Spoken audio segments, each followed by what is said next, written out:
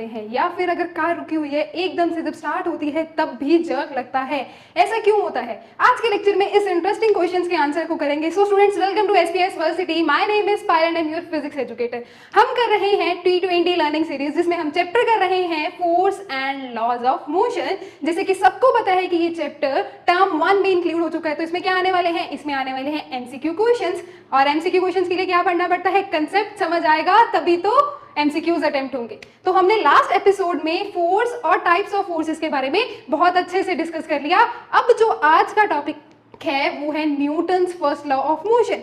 Sir Newton के आने से पहले हमारे पास साइंटिस्ट थे अरिस्टोटल और गैलीलियो, जिन्होंने कहा था कि फोर्स है तो मोशन है। बट सर न्यूटन के आने के बाद ये स्टेटमेंट उनकी गलत हो चुकी थी, क्योंकि हमने भी अनबैलेंस फोर्सेस जब पढ़े तो हमने देखा कि जो फोर्स चाहिए वो क्या कर रहा है, जस्ट अगर बैलेंस फोर्स है तब भी वो यूनिफॉर्म मोशन में रह सकता है। तो मतलब यूनिफॉर्म मोशन में रहने के लिए हमें सिर्फ बैलेंस फोर्स ही, जरूरी नहीं है कि हमें वहां पे फोर्स अप्लाई करते ही रहना पड़ेगा। आपने अगर ऑब्जेक्ट को यूनिफॉर्म मोशन में रखा, स्टेट पे ऑब्जेक्ट मूव कर रहा है, तो उसको बार बार फोर्स नहीं देना पड़ेगा, वो विदाउट फोर्स मूव करता रहेगा। फोर्स कब चाहिए? जब उसकी डायरेक्शन चेंज करनी है या स्पीड चेंज करनी है, तब हमें फोर्स चाहिए। तो जो अरिस्टोटल और गैलीलियो की स्टेटमेंट थी वो गलत हो गई थी। तो सर न्यूटन ने क्या स्टेटमेंट दी थी? सर न्यूटन ने स्टेटमेंट दी थी कि जब हमें यूनिफॉर्म मोशन से या फिर रेस्ट से ऑब्जेक्ट की स्टेट चेंज करवानी है तब हमें फोर्स चाहिए। तो इसकी फटाफट इसकी स्टेटमेंट लिख लेते हैं। इसकी स्टेटमेंट क्या है? इसकी स्टेटमेंट है an object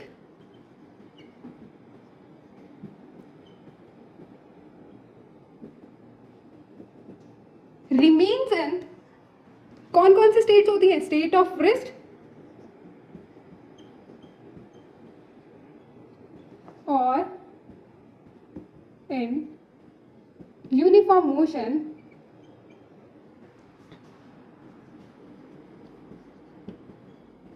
unless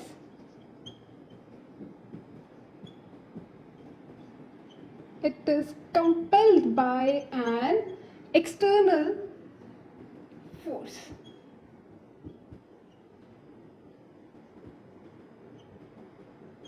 So this is the statement of Newton's first law of motion. मैंने क्या कहा था कि अगर ऑब्जेक्ट को अपनी स्टेट ऑफ रेस्ट या फिर यूनिफॉर्म मोशन से चेंज करना है तो हमें क्या लगाना पड़ेगा? एक एक्सटर्नल फोर्स लगाना पड़ेगा। जब तक हम एक्सटर्नल फोर्स नहीं लगाएंगे, ऑब्जेक्ट अपनी स्टेट ऑफ रेस्ट में या फिर यूनिफॉर्म मोशन में ही रहेगा। जबकि जो अरिस्टोटल और गैलीलियो उन्होंने कहा था कि फोर्स कॉन्टिन्यूसली लगाना पड़ेगा अगर ऑब्जेक्ट को मोशन में रखना है। बट ऐसा कोई जरूरी नहीं है। अगर ऑब्जेक्ट यूनिफॉर्म मोशन में मूव कर रहा है तो वहां पे आपको कॉन्टिन्यूसली फोर्स लगाने की कोई जरूरत नहीं होती है। तो this is the statement of Newton's first law of motion. अब ऐसा क्यों होता है कि कोई भी ऑब्जेक्ट अपनी स्टेट नहीं चेंज करना चाहता? अगर हम एग्जांपल से बात करते हैं, अगर हम खुद पे कहते हैं जब तक मम्मा नहीं बोलते तब तक हम क्या करते हैं? कॉन्टिन्यूसली फोन चलाते रहते हैं। या फिर अगर सो रहे हैं मॉर्निंग, जब तक अलार्म नहीं बजता हम नहीं उठते। मतलब हमारी जो स्टेट ऑफ रेस्ट है या फिर फोन चला रहे हैं, जिस पोजीशन में है हम उसी पोजीशन में रहना चाहते हैं जब तक एक्सटर्नल फोर्स नहीं लग रहा। तो हर ऑब्जेक्ट के पास ऐसी क्या प्रॉपर्टी होती है कि वो अपनी स्टेट नहीं चेंज करना चाहता? उस प्रॉपर्टी का क्या नेम है? उस प्रॉपर्टी का नेम है inertia.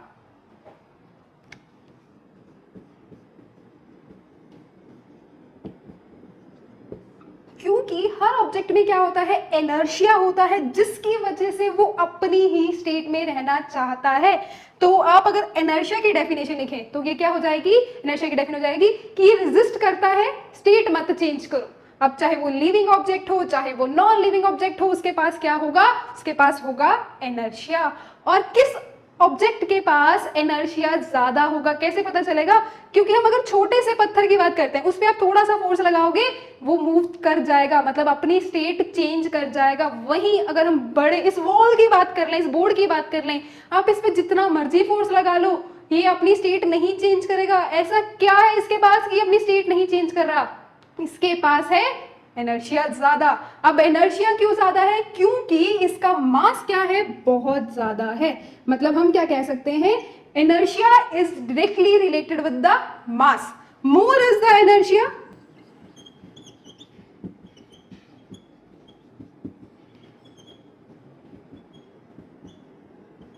More is the mass.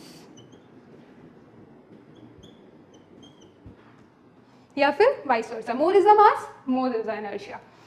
तो जिस ऑब्जेक्ट के पास जितना ज्यादा मास होता है उतना ज्यादा क्या होगा, उस ऑब्जेक्ट के पास इनर्शिया होगा, मतलब वो उतने ही रुकेगा कि मैंने अपनी स्टेट नहीं चेंज करनी। अब ये इतना बड़ी बॉल है या बोर्ड है, इसका मास क्या है, ज्यादा है, मास ज्यादा तो इनर्शिया ज्यादा, जिसकी वजह से वो अपनी स्टेट चेंज नहीं कर रहा। इसीलिए, और देखो Newton's first law of motion में भी तो यही था कि ऑब्जेक्ट अपनी स्टेट नहीं चेंज करता जब तक हम उस पर एक्सटर्नल फोर्स नहीं लगाते। तो इसीलिए हम Newton's first law of motion को क्या बोल सकते हैं, लॉ ऑफ इनर्शिया भी बोलते हैं। अगर पेपर में क्वेश्चन आ जाए which law is known as law of inertia, तो आंसर क्या होगा, Newton's first law of motion, क्योंकि सीधा सीधा दोनों क्या कर रहे हैं, रिलेट कर रहे हैं।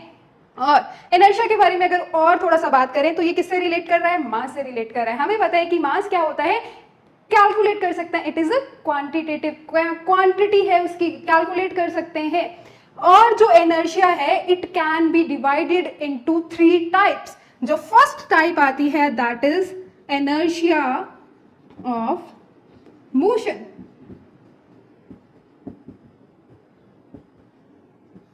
इनर्शिया ऑफ मोशन की वजह से क्या होगा, ऑब्जेक्ट, सबको अब नेम से क्लियर हो रहा है कि ऑब्जेक्ट जब तक मोशन में है वो क्या ट्राई करेगा कि मैं मोशन में ही रहूं, मैं अपनी स्टेट चेंज नहीं करना चाहता वो ऑब्जेक्ट, क्योंकि इनर्शिया क्या करेगा, उसको रोकेगा।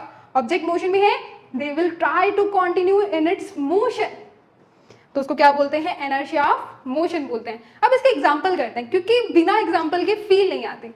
हमने स्टार्टिंग में ही जब वीडियो स्टार्ट की थी तब हमने कहा था जब कार कॉन्टिन्यूसली मूव कर रही होती है, एकदम से ब्रेक लगती है तो आगे की तरफ झटका लगता है। ऐसा क्यों होता है, क्योंकि जब कार मूव कर रही है तो हमारी बॉडी क्या है, टच में है विद द लोअर पार्ट, और हमारी बॉडी भी क्या कर रही है, मोशन में होती है। और जैसे ही एकदम से ब्रेक्स लगी, कार रेस्ट पे आ गई, लोअर पार्ट तो रेस्ट पे आ जाता है बट अपर पार्ट को आने में थोड़ा सा टाइम लगता है, क्योंकि हमारी बॉडी में क्या है, इनर्शिया है, जिसकी वजह से वो टाइम लगता है और वो आगे की तरफ फॉरवर्ड जर्क फील करती है। तो इसकी एग्जांपल में क्या आ जाएगा, इसकी एग्जांपल में आप लिख सकते हो when a moving car suddenly stops.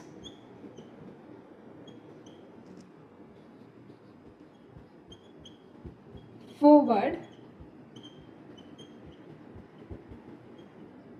jerk is feel because of inertia of motion।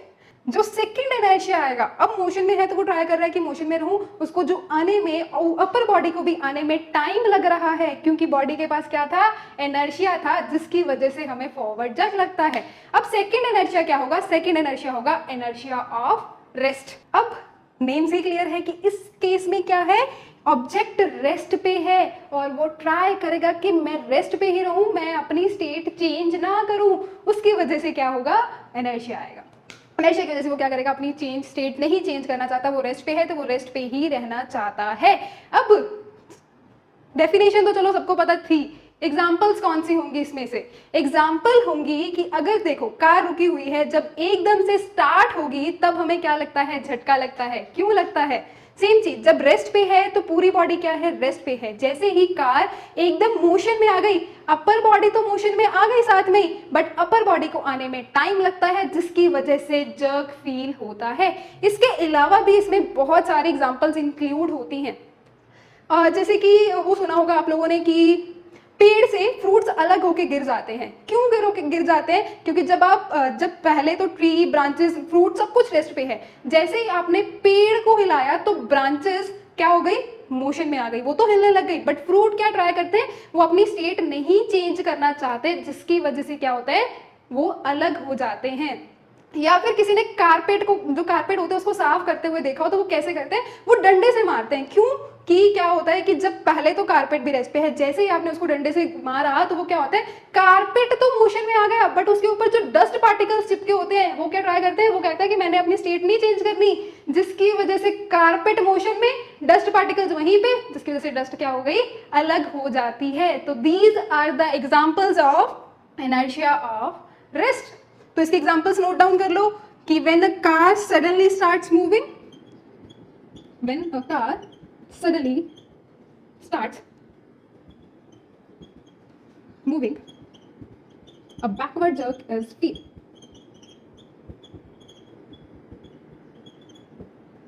या फिर सेकेंड एग्जाम्पल आ सकती है when the carpet is beaten with the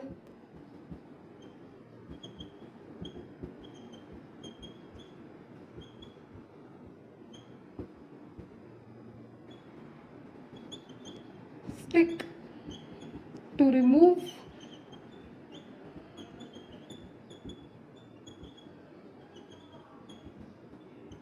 the dust particles. अब दो इनर्शियाज बड़े अच्छे से क्लियर चुके हैं. अब बढ़ते हैं हमारे थर्ड इनर्शिया की तरफ, जो कि है inertia of direction.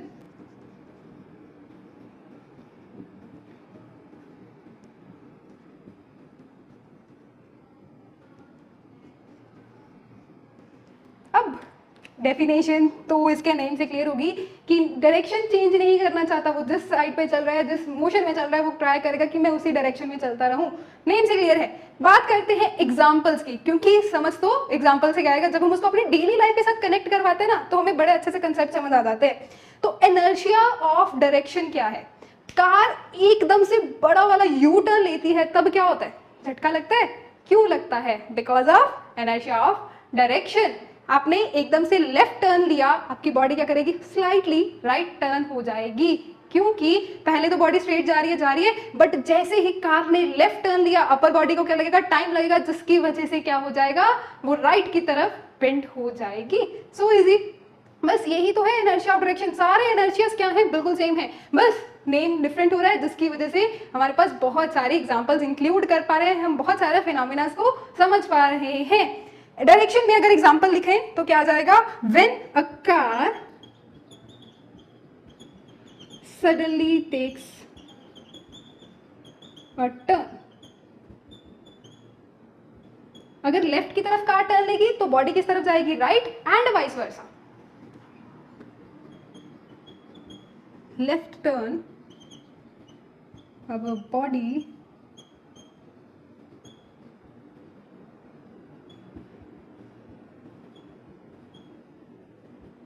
And vice versa.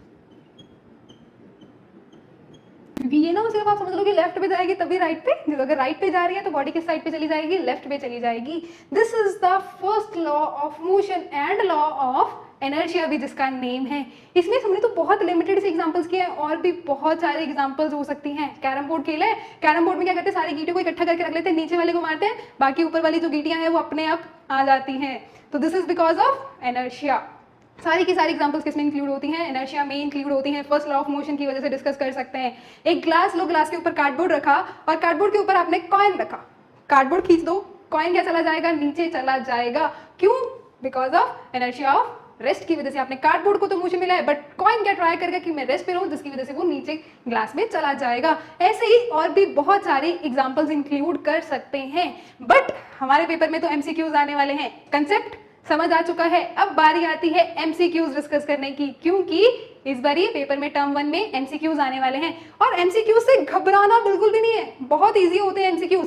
बस उसको ध्यान से पढ़ना है कि कौन से कंसेप्ट के साथ रिलेटेड है और क्या पूछा गया है, बस दैट्स इट. क्योंकि जब कंसेप्ट क्लियर है तो कंफ्यूजन किस बात की. तो let's start with the MCQ question. अब हम बात कर रहे हैं एमसीक्यू क्वेश्चन की, तो let's start with our first MCQ, जिसमें देखो हमारे पास फर्स्ट क्वेश्चन आ रहा है.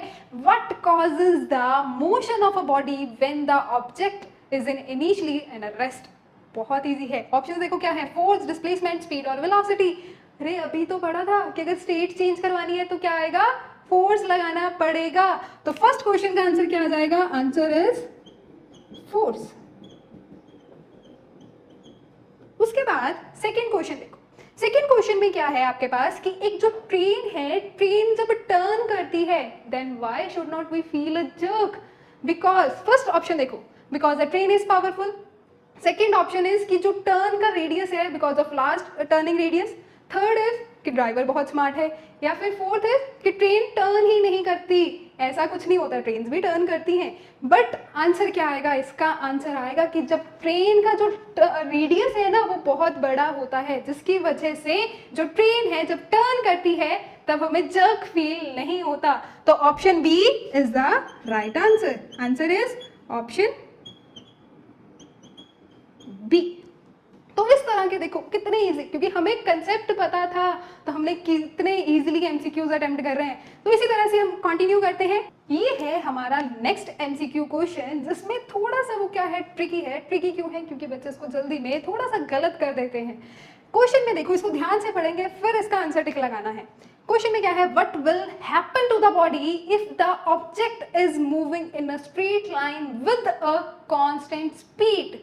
फर्स्ट ऑप्शन है speed is increases, second is speed is decreasing, third is direction changes and the fourth one is body will continue with their uniform motion.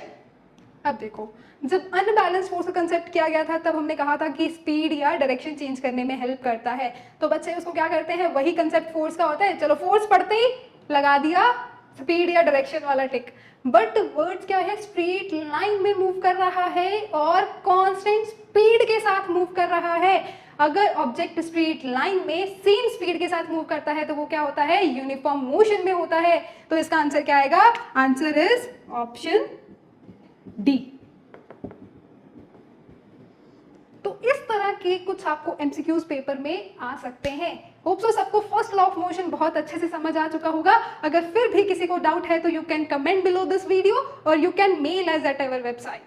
तब तक के लिए see you in the next class.